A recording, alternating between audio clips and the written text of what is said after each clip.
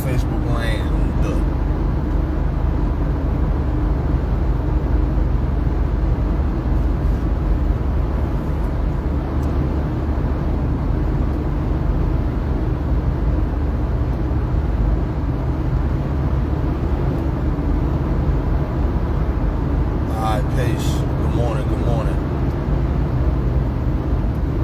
So, I got time because I'm on the road. And where I'm driving and everything, I'm noticing,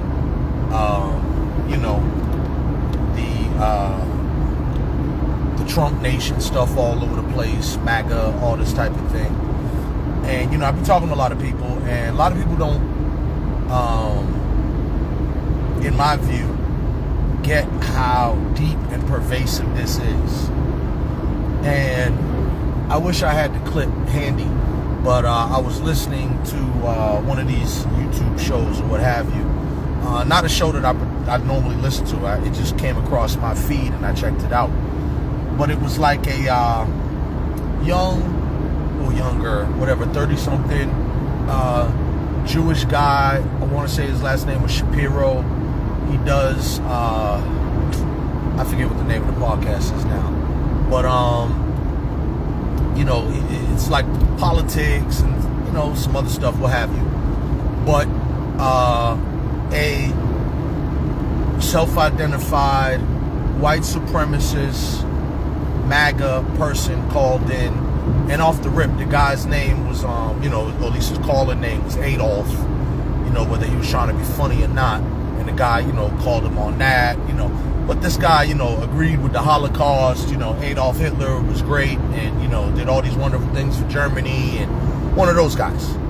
And then he made a bunch of comparisons, and, the guy let him talk, because what he was really revealing is the fact that how many MAGA people, not to say all MAGA people is on that, but that many MAGA people are unwittingly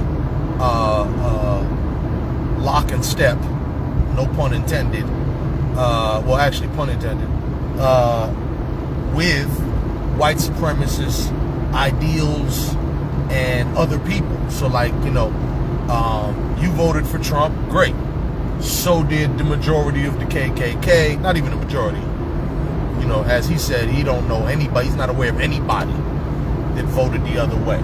So all of the KKK, white supremacists, militias, neo-Nazis, skinhead, Aryan Nation, all of that, Trump was their guy. So if Trump is also your guy, you might want to, reflect upon that a little bit. What is it that y'all have in common? And I understand a lot of people think Trump is going to do this and that for the economy. Well, whatever. Let's have this conversation again in another 8 months. See how that's working out for you. You dig? So there's that. Then at the same time, there's been a lot of turmoil with what I'm going to say various quote-unquote black leadership, because it's not real black leadership, but quote-unquote black leadership. So, what I like to call a lot of the YouTubians and whatnot. So, if you've been watching all the foolishness with, Dr. Umar, and Tariq Nasheed, and Lord Jamar, and Billy Carson, and all these type of people,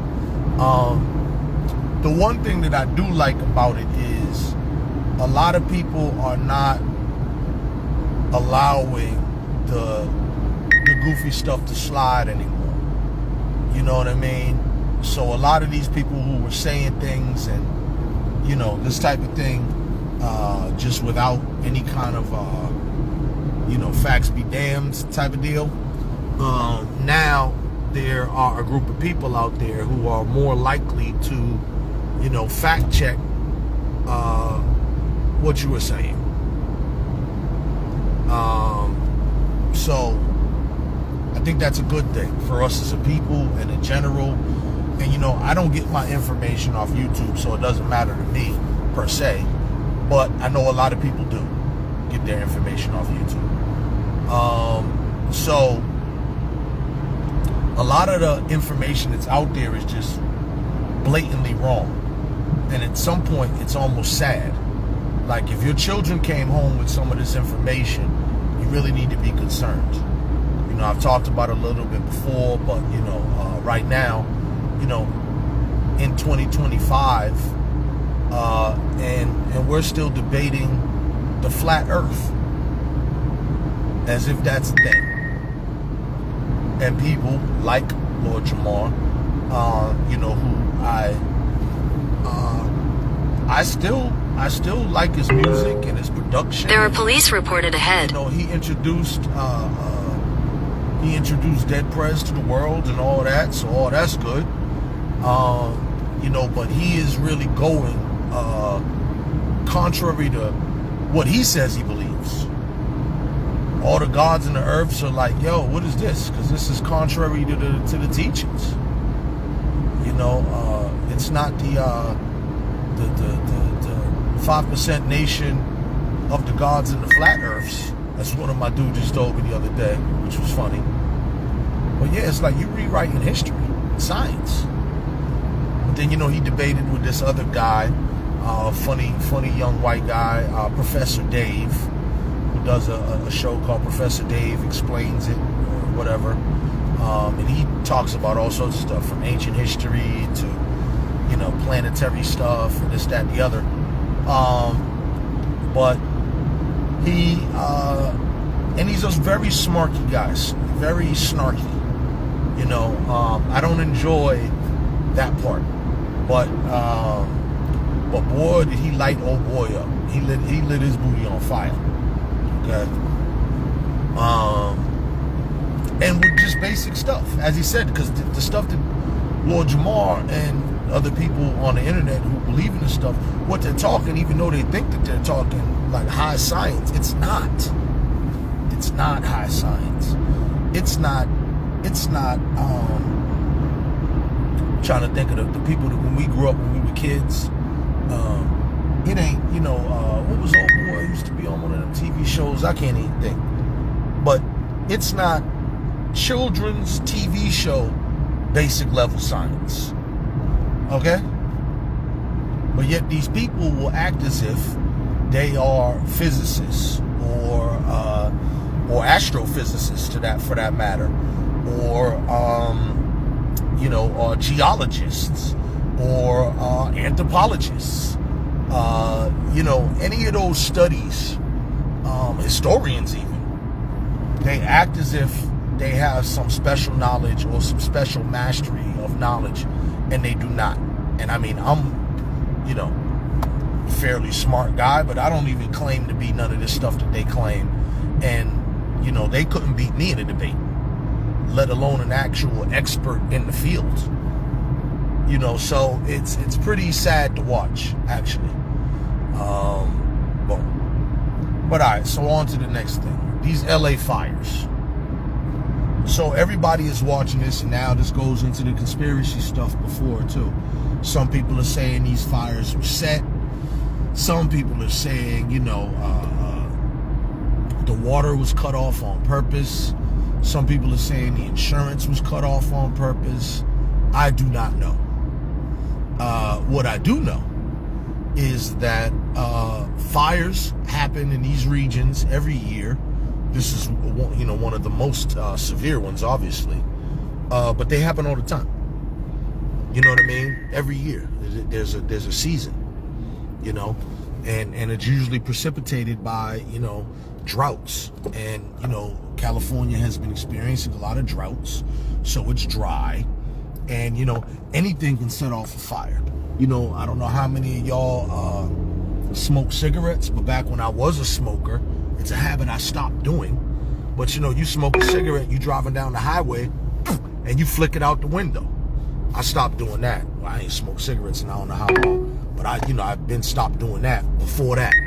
Because it's just dumb. Unless you're, you know, over water or something like that. Like right now, I'm going over a bridge. So if I was to flick it here and it goes in the water, okay. Even though the filter is still not good for fish and all that, whatever. So I generally would keep an ashtray in my car so I can ash it and then trash them. But that's just me. I'm a nature guy like that. But yeah, people just, it's something as simple as flicking a cigarette out. Or somebody who did a barbecue and their ember gets away. Or somebody who was camping and their fire didn't go all the way out. So, could it be a conspiracy theory? Absolutely. But it could also be something innocent. Or it could just be nothing at all. Nature, fires. You dig? Sometimes it'd be lightning and all this. I don't know. Now, the water getting cut off, I did hear from a particular news broadcast that I was listening to. I did hear that a guy who was like a fire chief for years and all this, he was talking about how the pumping system in California, once again, people talk about high science and whatnot. Well, Lord Jamar wouldn't believe in this because their water system to pump stuff into the mountains is gravity fed. But Lord Jamar doesn't believe in gravity, so he would be like, see, that's that bullshit. right there. But gravity fed, anybody who's ever done a siphon, you get enough water on this side and then you did. Once it goes, it will like pump itself, right? So Neil deGrasse Tyson, Bill Nye, yeah. Those people, and Bill Nye to a lesser degree. But Neil deGrasse Tyson, I consider a high-level scientist. Bill Nye's okay, but he's more like he would have been your science teacher if you went to private school, or maybe first couple of years in college. He ain't at MIT. You dig? But nice guy and all that good stuff. But yeah, so California has a gravity-fed system, and where they have been in times of drought and so on and so forth, it's been a long-standing problem for years for them to pump the water up the mountains. And California has a lot of these mountainous areas. So, once again, I'm not going to go with the big conspiracy theories as of yet. Could it be true? Could both things be true? For sure. Some people may take advantage. How they say, never let a good tragedy go to waste, right? And okay, now let's get to that part. There's a lot of shenanigans out there too. I don't know if y'all saw. There was a dude with a couple of people who I guess was dressed up as a firefighter, and he was out there, trying to loot homes that have been evacuated before they burned or whatever. So him and his crew was out there doing burglaries dressed like firefighters. So think about that level of wickedness. You dig? I don't know if y'all remember, maybe about, actually like last year, maybe it was 2 years ago. But in this same season of wildfires, you remember the conspiracy theory? And the Jews have space lasers. Do y'all remember that? The Jews were doing these because they got space lasers. Y'all remember this? So this is not a new thing. This has been going on, for a while. And conspiracy theories, they seem to, they resurface, they rebubble. Sometimes they get a new twist on it, whatever, sometimes not. Now, here's another thing I found fascinating. A lot of celebrities and whatnot who are losing their homes. So now it depends on who you like and who you don't care about. Some people are saying karma. Some people are saying whatever. But okay, I'll start with this one. This is an easy one. Paris Hilton. Paris Hilton has kind of been the symbol of the, the airhead blonde. Yeah. And I forget what her other saying was. That's hot. That's hot. And the show she did with Nicole Richie and all this. And of course, we know Paris Hilton is one of the heiresses of the Hilton hotel empire and all this. So because she's been, around for a long time, because she's an airhead, or not, maybe it's all an act, we don't know, but if it is an act, it's very convincing. Whatever. And because she's heiress to this family and whatnot, do we now get to revel in you know, these people, or her specifically, lost her mansion. Okay, so think about that. A person that generally, most of us in our culture, I don't think really care about too much. We know who she is and all that, but, you know, what have you.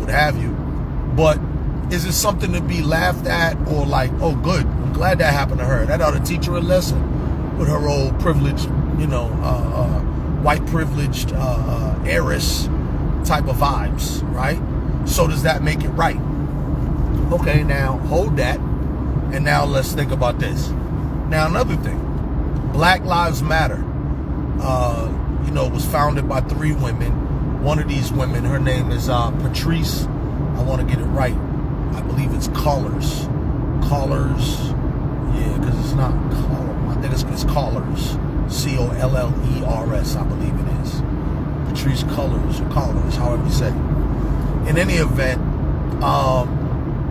many of you may know, not my favorite group, not my favorite people. The slogan, the phrase, Black Lives Matter, of course. We were saying it before, but I think the reason that got popular is because ours was too complex. And, you know, people like simple. So remember, we were talking about the devaluation of black and brown life. When I say we, I'm talking about activists. I'm talking about Pan-Africans, black nationalists, the people who have been dealing with police brutality, prison reform, police reform, all this for decades. We were always talking about the devaluation of black life, even in the scenario of kidnappings and black and missing. Because as you know, when, you know, somebody like John Bonet goes missing, the whole world stops. If it's a, you know, blonde hair, blue-eyed young white girl, or even a young adult white girl, Amber Alerts and all this type of thing. But when it is generally a young black girl that goes missing, or a young black boy that goes missing, or even a young adult, or what have you, it's not met with the same fanfare in the media and the press. It does not get the same level of attention locally or nationally. I think we could all agree with that. It's part of a phenomenon. And at that time, that's what we were talking about, the devaluation of black and brown life, where in our society, black and brown life was not seen as equal of value with our white counterparts. And even if you got a white person who's in poverty, it didn't even have to do with like a rich, a rich white person from Newton or Weston or whatever. No, it's just, it could be a white person who's impoverished, and it seemed as if in our society their lives are valued at a higher level. And so that's what we've been talking about for decades. It got boiled down to quite simply, Black Lives Matter, which is okay. But a lot of people who were on that slogan, oh, the cranberry bogs, wow, that's beautiful. Oh, wow, that's beautiful. Yeah. That the slogan itself, the phrase itself, is fact, and that's fine. You can't really have a problem with that. But too many of the people who were going along with this thing and didn't know the origins of, well, first of all, they would say this group, but it wasn't a group, it was these people. And they created a thing, which was still not a group because it was leaderless by their own admissions. And many people didn't read the foundational principles, and had they done so, I think that they would have saw that it really didn't have anything to do with what they might have thought, and they might have been in agreement with it, as I was. It didn't line up with my politics. In fact, it condemned my politics. It had a lot of harsh words for black nationalism, specifically, and it viewed it as a patriarchal structure that needed to be dismantled, and I would disagree with that, but to each their own. It had also more to do with the merging of an LGBTQIA, I guess, agenda. And this is not me talking crazy. It's in their document but you know, they had a very a focus on transgender people as well. And once again, I don't mind it. I just don't like mixing my apples and my oranges. So, how could I say this? To me, black comes first, because the same totem pole or hierarchy that we deal with talking about regular black issues exists in the LGBTQIA social structure as well. Okay? So white gay men are at top, then white lesbian women, then other white people who identify however they identify, then it goes black gay men, and then black lesbian women, and then black people who identify however other way that they identify. But there's a clear hierarchy, and white people are still and always going to be on top inside of this American social construct that all these other ones are, you know, underneath that umbrella. So the same racism that I'm talking about exists in them worlds too. Whether or not they want to acknowledge it, or whether they consider it different or whatever, it's not. It's not. The white male is still at the top, then the white female, then all the white others, and then flip that order. Black male, black lesbian female, and then all the others. It's the same hierarchical structure. So when people try to separate, in my view, like, to me, a black trans person cannot be separated from the regular black stuff, because whatever you decide to be, whenever you figured out you were trans, whenever maybe at some point you decide to not be trans anymore or gay or anything, because these type of things do happen. Whatever, what I'm saying is, you're still black. You was born black, your parents black, whatever. Now this could get more, you know, complicated when you bring in stuff like mixed race and all this type of thing, how people identify, you know, racially and all that. But what I'm saying is generally. So I generally don't like when these lines are kind of made, because to me it's you know, if the neo-Nazis or the Klan is coming down the street, you know, they see black. I don't, you know, if they happen to find out you're gay as well, that might be a bonus. Wow, we got us a N-word and a, you know, that's a bonus round, right? But generally, people are going to be targeted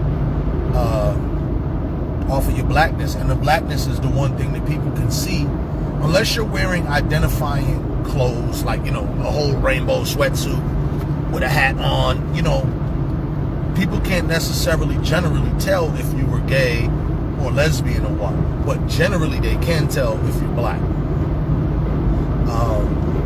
So there's that. So let me get on this one too. I pray right now for this young kid. If y'all saw, this young kid just got awarded, I think they said $2.7 million. It's the young kid who's a artist type kid. I think he's in his 20s. I don't know if he's 30 yet. I can't remember. But, you know, younger kid to me. But he got beat up or accosted, assaulted, whatever you want to call it, by a group of these, I don't know their actual things. So I don't know if they were skinhead or neo-Nazis. Definitely white supremacists. I got to actually do more study into their specific group. But they came to Boston with an intent to cause trouble and whatnot, and he just happened to be walking through, I want to say it was Copley Square at the time, and they accosted, assaulted him. And, you know, they had the big, the riot shields and all that. But, you know, they pressed him and they jammed him up. And, you know, he's been going to court for quite some time now. because I think that's happened maybe 2 years ago. Maybe it's only been a year, actually. But in any event, he just got awarded. So God bless you, young man. Let me tell you, if anybody knows him, let me give you some words of. I want to say his last name is Morel. So first of all, kid, even though you ain't collect the money yet, a lot of people are gonna think you did. And you might not never collect the money, because organizations like that are good at hiding money, claiming bankruptcy, hiding assets, so on and so forth. So God bless you. I hope you got a good legal team, because tracking down the assets of that organization and or those individuals is going to be difficult. I may actually have some people, based on my previous experience dealing with white supremacist organizations, I may have some people that might be actually able to help you out in that regard. But just be careful, bro, because right now too, be careful of threats. Now your name is going to get hot again. Be careful of all the cousins that you're going to find out that you never knew that you had before, that they're going to call you. It's just like hitting a scratch ticket, man. So be careful of that. And then the main person, because I know at the time, one of the people that was advocating for you was Kevin Peterson. Don't know what your relationship is like. I just know that that is not a person who I hold in high regard and esteem, and would not trust him as far as, I hate when I say that. Wouldn't trust him as far as I could throw him. No, actually, I'm pretty sure that I could throw him farther than I trust him. The point is, just beware. Everybody who's going to come around you right now as a friend or advocate, whatnot. And as I said, too, people are going to, in my view, almost hit you up as if you've already gotten the money. So just be careful, be security minded, all that type of stuff like that. Okay. So lastly, where was we going? We was going with the Black Lives Matter. So the Black Lives Matter leader, Patrice Collars, she has 3 mansions. And from what I'm understanding, what the reports are, 2 of her mansions in California have now burnt down. Now, once again, how do we feel about that? Because I'm not a fan of hers, not a fan of Black Lives Matter. I believe that that money was misappropriated. Obviously the courts will sort that out with, whatever investigations have gone on, because it has been under investigation. And I believe that most of those people involved there were charlatans and out for their own individual gain. So how do people feel? Do people feel like, hey, that's karma? You got those mansions off the backs of black people and others who gave a damn about a particular cause and thought that they were contributing to the cause, and you may or may not, allegedly, have misused or misappropriated a lot of those funds for your own personal use. To me, it's very similar to the local case here we have with Miss Monica Cannon Grant, except it's microcosm versus macrocosm. This is a very small scale. That was on a nationwide, if not a global scale. But yeah, my belief is that those funds were not handled appropriately, and and now that the house is burnt down, I really myself, I've been wrestling with how to feel about it. I can tell you I'm not shedding no tears. Now it would be different if, like, her grandmama was living in the house and her grandmama got burnt out or got killed. Now that's different. I'm not with the loss of human life and all that like that. But I don't quite know how I feel about that. A person that, in my opinion or my view, my belief, is a charlatan. I don't know how I feel with what I consider to be their ill-gotten gains going up in smoke. I do feel bad for all the people who blindly gave money over these past, several years to that organization, thinking you was actually doing some good, thinking that you was actually helping and advancing the movement or the cause. And in my belief, and from the information I've seen, it was largely a big fraud, and it served to benefit a very small group of individuals who were at the core of, the national BLM, and then others who were kind of ancillary satellites, who also were able to reap the benefits locally and so on and so forth. It's scary, bro. It's scary. It's scary. How people are able to manipulate the masses, take advantage of situations, and we think we're doing good. And how easily we are duped, with a catchy title, a little slogan. Black Lives Matter. It sounds good. Until you find out Black Lives Matter might not matter to the people who made the term Black Lives Matter. Or not matter, it might not matter that much. Or maybe they were talking about their own Black Lives Mattering. We don't know. Yeah. So, just, let's be cautious. And, lastly, too, okay, let's talk about the last thing. So, our mayor had a baby, huh? That baby was big, too. That was a healthy baby. I forget what I read in the paper, but I want to say like 8 pounds, something like that. A healthy baby girl. And so she finally broke her boy streak. So congratulations to Mayor Michelle Wu. Congratulations. Once again, these are the types of things. When I talk about humanity and all this, I don't give a damn about how you feel about it. I don't give a damn what you think about bike lanes or taxes or nothing like that right now. I'm just saying congratulations to this woman and her family for having a healthy baby. Happy New Year. All that good stuff. She broke the boy streak. I saw a picture not too long ago, too. The boys are getting big. They used to crack me up because they gave zero hells. When they was in the press conferences and whatnot, they used to be off on the side. Whee! You know what I mean? They used to crack me up. But now they're getting bigger. So I hope they're going to be good big brothers, and I hope they're not going to torment their little sister. You know what I mean? But yeah, congratulations to Michelle Wu and family on the baby girl. I think if I remember, the baby girl's name is Myra,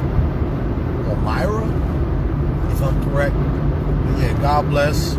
As long as you got, 10 toes, 10 fingers, healthy and all that. And hope mom is in recovery now. And once again, funny how life does. Because here she is, a mayor of a whole city. Has a baby in the middle of it. I'm sure she's going to take a little bit of time, but we're going to be right back at it, I'm sure. Got an election and a campaign coming up.